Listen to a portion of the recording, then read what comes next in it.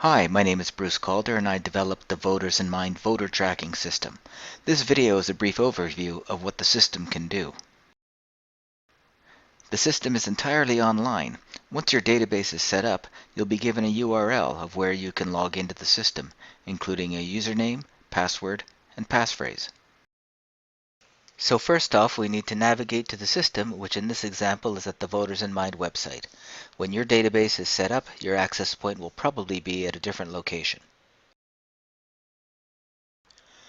We're logging in with administrative credentials, but by using default and user security, you can limit access to whatever you want, to whomever you want. You can see the two modules which make up the system. The SOTA Administrative and Security module, which contains mostly general maintenance type applications, which could be applicable for almost any application, and the Voters in Mind module, which are functions specifically designed for the voter tracking application. As you can see, the system may not be as pretty as some others. If you think Craigslist is beautiful, you should love this.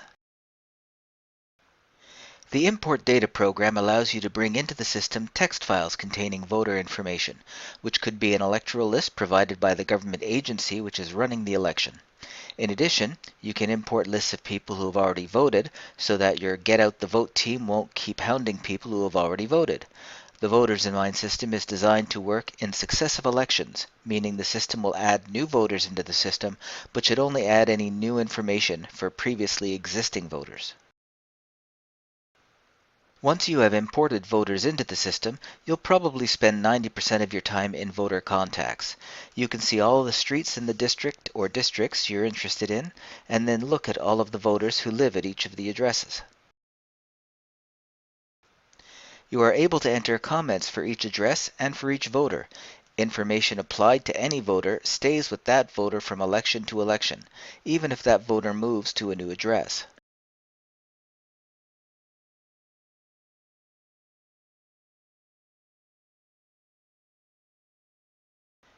You can assign voters to particular owners or users in the system, which allow you to produce reports of voters which you can give to their owners and prevent users from viewing voters they don't own.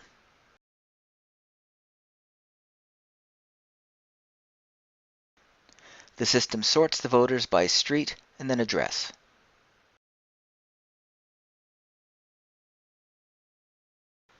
Looking at a few other options, we have Find Voters, where you can search through the whole database. The little M's you see help you merge information together if you have any duplicates.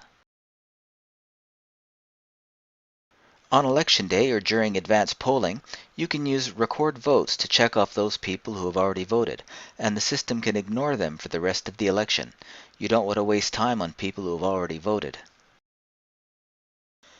In addition to the global security system, where you can restrict access for users to system functions, you can use the Vim security to restrict access to certain campaigns, polls, or streets.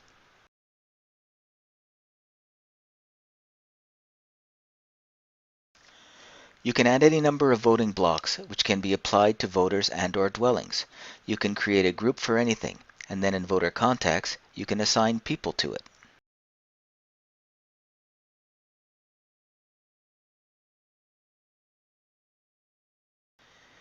Then there are the reports, which we're working on to allow users to create their own formats. There are a lot of options, so you can print out walking or telephone lists, limiting the scope of the report as you see fit. Going back to Voter Contacts, you'll see that you can assign a voting probability, how likely someone will vote, as well as a support probability, how likely somebody will vote for you. This can be a powerful feature as you can print reports excluding those who are very likely or very unlikely to vote for you, or including only those who are very likely to vote.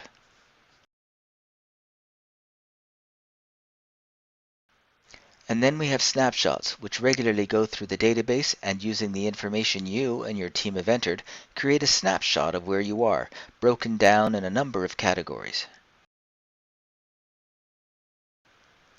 The system is designed to follow you from election to election, so you can create any number of campaigns in the system.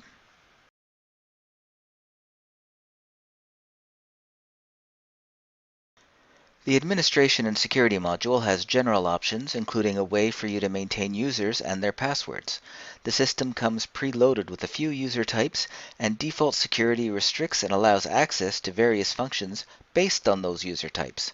Along with user security, you can allow or restrict access to certain functions to anybody you want. The system is designed to be flexible. And there are a lot of other maintenance options which we'll go through in other videos and which are detailed in the online documentation. Well, I guess that's it. If you have any questions, please feel free to fill out the contact form on the Voters in Mind website and ask. No obligation. Thanks for watching, and I hope we can help you get elected.